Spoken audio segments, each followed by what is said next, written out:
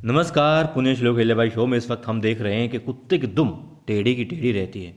और वो किसी ने कहा है ना, कितना ही अच्छा बोल ले कोई, मतलब मगर जिसे कमी निकालनी है वो कमी निकालेगा।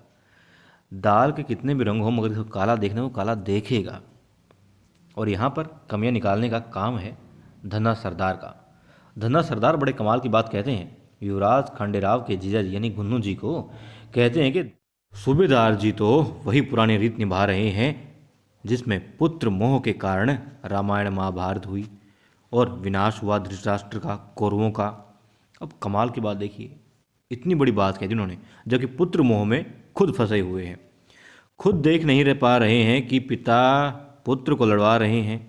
खुद देख नहीं पा रहे हैं कि मालवा की जनता के साथ विश्वासघात कर रहे हैं। अपने अन्नदाता, अपने राजा के साथ में विश्वासघात कर रहे हैं। उनकी हत्या तक के प्रयास वो कर चुके हैं और मालवा की जनता को लूटते रहते हैं सिर्फ पैसा कमाने के लिए, अपने बेटे को मालदार बनाने के लिए, थोड़ा ऊंचा पद दिलवाने के लिए। हो सकता है कभी भविष्य में राजा भी बन जाए, इसी ललक में लगे हुए हैं। और देखिए, आरोप लगा रहे हैं मल्हार राव सूबेदार जी पर कि वो पुत्र मोह के चलते विनाश की ओर ले जा रहे हैं मालवा को। कमाल कर दिया।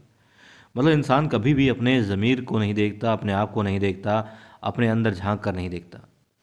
यार मतलब आईना तो उस वक्त भी होता होगा ना, कभी तो देखता होगा कि हाँ, आंखों में क्या दिखाई दे रहा है।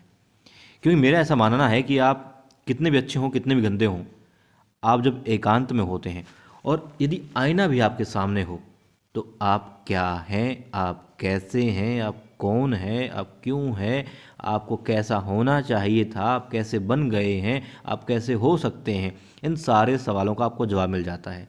मगर यहाँ पर आईना देखते ही नहीं है धना सरदार जी।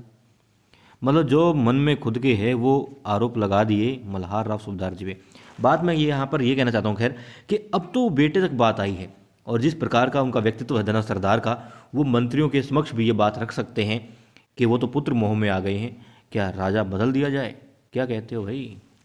हालांकि ना तो इतना वराणी में भाई ब्यों तो भी को नहीं इतना इसका धना सरदार का ना गुन्नू जी का, और ना मतलब इनकी इतनी औकात, इतनी समझ किसी भी हिसाब से लायक नहीं है कि लोग इनको राजा मान लें या कुछ अच्छा पदाधिकारी इनको मान लें।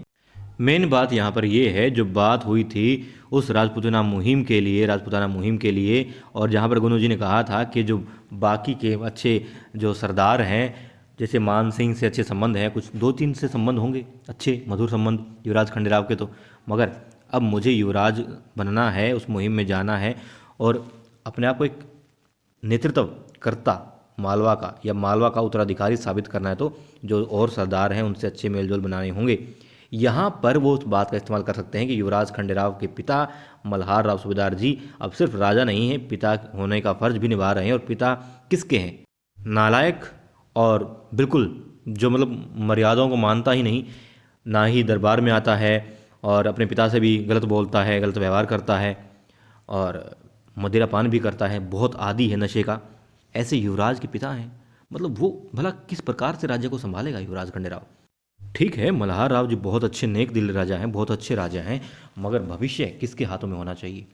भविष्य की बागडोर हम उनके हाथों में देखना चाहेंगे जो मालवा को संभाल सके अच्छे से और प्रगति की ओर ले जा सके। वो कौन है? गुन्नू जी।